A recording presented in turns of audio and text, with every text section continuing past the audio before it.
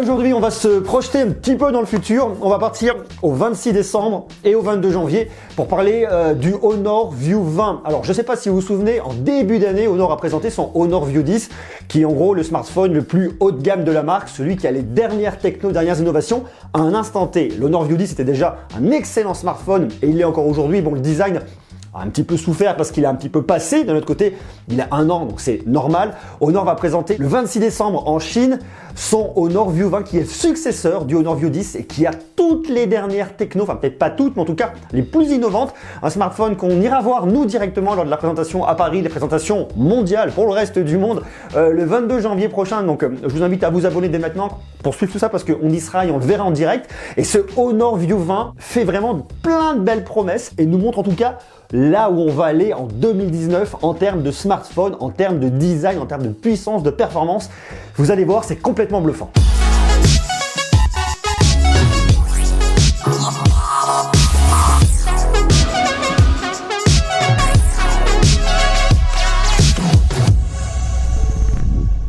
Alors vous savez, si vous êtes abonné, si vous suivez, ou même si vous n'êtes pas abonné et que vous suivez très régulièrement, d'ailleurs si vous n'êtes pas abonné, je vous invite à vous abonner, on parle beaucoup de nouvelles techno, beaucoup de smartphones, parce que c'est vraiment l'objet technologique que tout le monde a avec soi, et ça nous permet vraiment de percevoir un peu là où on va aller, les usages, enfin, ça montre des choses qui sont hyper intéressantes. Honor, c'est une marque hyper intéressante à suivre, parce que c'est la marque un peu plus jeune de Huawei, un peu moins chère que Huawei, mais avec des technos hyper bonnes et qui se développent énormément, qui est très intéressante à suivre.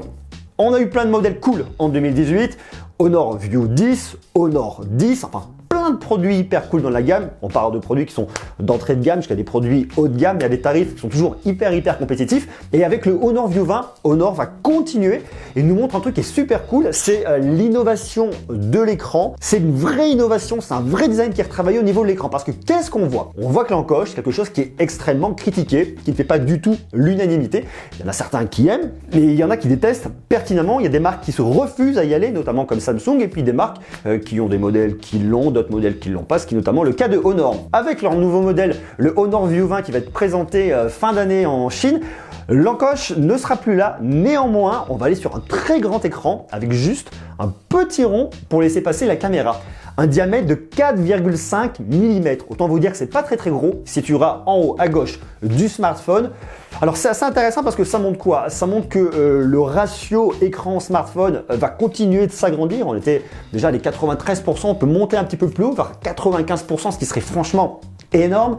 Ça montre que le multimédia continue à prendre de l'ampleur, c'est-à-dire des plus grands écrans pour plus de multimédia, pour plus d'immersion, pour regarder notamment du YouTube, comme vous le faites tout de suite. Ça peut être du Netflix, ça peut être pas mal de choses. Ça peut être des jeux, donc vraiment un univers multimédia. Autre point qui est vraiment hyper intéressant, on va avoir le dernier Kirin 980 de iSilicon. C'est le SoC qu'on peut retrouver dans le Mate 20 Pro et dans le Mate 20. C'est leur dernier SoC, c'est le plus haut de gamme chez eux, qui est très performant en termes d'autonomie. Ça, bien évidemment, ça dépend toujours des usages, qui va être toujours plus performant pour la rapidité, lorsque vous allez jouer, lorsque vous allez ouvrir des applications et les fermer, et qui va être encore meilleur pour venir vous détourer, notamment pour le mode portrait, pour améliorer la photo, pour rajouter des effets. Là-dessus, on ne sait pas trop, je pense qu'on devrait avoir au moins du 6 Go de RAM, 4 Go de RAM, c'est grand minimum. Je verrais bien une version 6 Go de RAM et une version 8 Go de RAM. Bon, ça, on verra un petit peu ce qui se profilera. Au niveau de la batterie, je serais surpris qu'on n'ait pas une batterie au moins de 4000 mAh, peut-être même 4800 mAh, allez savoir.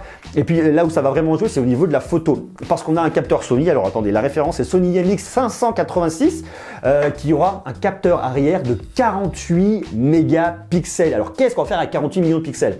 L'idée, c'est pas d'avoir du pixel pour avoir du pixel, mais ce que ça devrait pouvoir nous sortir, c'est lorsque vous arrivez sur des conditions de faible luminosité, on va combiner plusieurs pixels pour faire une espèce de super grand pixel qui vous captera plus de lumière et qui en gros pourra vous sortir une image, un équivalent de 12 mégapixels lumineux avec une super bonne qualité. À l'avant, on va trouver une caméra de 25 mégapixels. Bon, la caméra de selfie, c'est toujours la caméra qui est un petit peu en deçà. La plus grosse caméra reste notamment à l'arrière. Au niveau de la faible luminosité, on devrait avoir aussi la techno qui s'appelle Light Fusion. C'est un peu ce qu'on trouve aujourd'hui dans tous les smartphones qui vont vous faire des photos de nuit, c'est-à-dire qu'ils vont vous faire des photos à différentes expositions. Exposition très faible, exposition standard, exposition très haute. On assemble tout ça et ça vous permet d'avoir une photo sur laquelle tous les détails vont pouvoir ressortir, un ciel qui va pas être cramé, une façade qu'on va bien percevoir, ça fonctionne très bien sur des photos en bonne condition de luminosité, ça optimise les images mais également en photo de nuit, donc ça c'est vraiment un truc qui est hyper cool et on voit que c'est des technos qui vont devenir en tout cas ou qui deviennent en tout cas des standards. Donc un écran toujours plus grand, LCD sur ce modèle-là, des photos améliorées avec de l'intelligence artificielle, forcément la reconnaissance de scène, mais ça on l'avait déjà depuis l'année dernière, des images claires qui pourraient même, selon ce qu'on entend, rivaliser avec la qualité d'un réflexe. Ça, je demande à voir. En tout cas, c'est vraiment intéressant et ça va dans le bon sens. En plus de ça, en termes de perf, on devra voir ce qu'on appelle le Link Turbo. Alors, c'est une techno qui existe déjà, qu'on peut retrouver notamment sur le Magic 2, qui a sorti au Nord, mais qui est réservé uniquement à la Chine, donc on n'a pas ici en Europe et qu'on n'a pas d'ailleurs dans le reste du monde, sauf importateur. C'est donc une techno qui vous permet, lorsque vous allez télécharger, que vous êtes connecté à un Wi-Fi, qui va venir vraiment choisir quel sera le meilleur débit pour avoir la plus faible latence entre la connexion Wi-Fi et la connexion 4G, voire 5G d'ici quelques temps. Il va optimiser pour que ça aille le plus rapidement possible.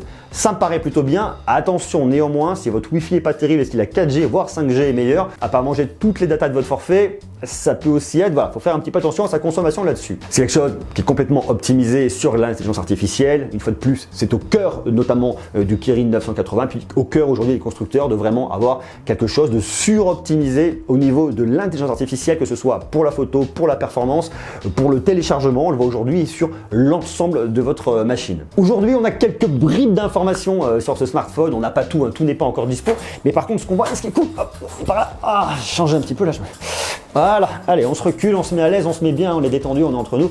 Voilà, on est par là. Voilà. Donc, ce qu'on voit et ce qui est super intéressant, c'est que c'est déjà la fin de l'encoche.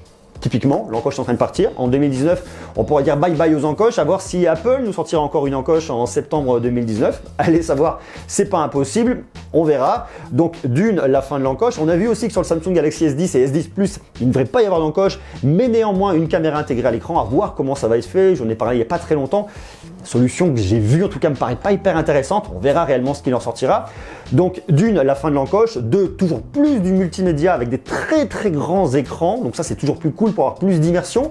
Donc des smartphones qui vont devenir toujours plus grands. On se pose aussi la question des smartphones à écran pliable, parce qu'on veut toujours des plus grands écrans, mais des choses toujours plus réduites qui tiennent bien dans les poches ou alors dans les sacs. Bon, ça c'est aussi une question qu'on verra, mais un peu plus tard. On voit que du coup, pour avoir ces plus grands écrans, certains se posent la question d'avoir des slides, des tiroirs, comme sur le Oppo Find X, comme sur le Mi Mix 3 de Xiaomi. Là, c'est un autre choix qui est fait. C'est une toute petite découpe de 4,5 mm. C'est plutôt intéressant aussi. Et on voit également le troisième usage, c'est toujours plus de photos. Pourquoi? Pour les partages sur les réseaux sociaux. Donc, ce qui ressort réellement de l'ADN de ce produit sont les usages sur lesquels on va continuer à aller en 2019. Du multimédia, du gros multimédia et du partage sur les réseaux sociaux, Snapchat, Instagram, Facebook, YouTube, tout ce que vous voulez. Donc ça c'est cool. Dites-moi vous ce que vous en pensez. Qu'est-ce que vous pensez déjà de cette idée d'avoir cette petite découpe en façade sur le Honor View 20? Est-ce que vous trouvez que c'est une bonne idée? Est-ce que vous trouvez que c'est une belle alternative à l'encoche? Est-ce que au contraire vous aimez pas trop? Est-ce que vous préférez l'encoche? Enfin, dites-moi tout ça. Est-ce que vous préférez les systèmes à tiroir, les systèmes coulissants? Vous marquez tout ça. Est-ce que vous êtes d'accord sur le fait que les usages des smartphones, c'est vraiment du multimédia et notamment de la photo? Je vous invite à marquer tout ça, à rester connecté, puis à consulter ma playlist pour connaître les différents smartphones, voir un petit peu les différents tests. Là, il y a plein de produits. J'ai reçu le Crosscall, le Tracker X4 tout à l'heure. Donc, on va en parler d'ici quelques jours. Il y a plein de tests, il y a plein de smartphones de côté. On va tester le Google Pixel 3, Pixel 3 XL que j'ai depuis un moment que je teste, donc j'ai pas encore sorti la vidéo. On va reparler du Mate 20, on va reparler de pas mal de choses. Donc, je vous invite à faire une seule chose, c'est à rester connecté. Marquez-moi tout ça en commentaire et puis à très bientôt. Prenez soin de vous. Ciao.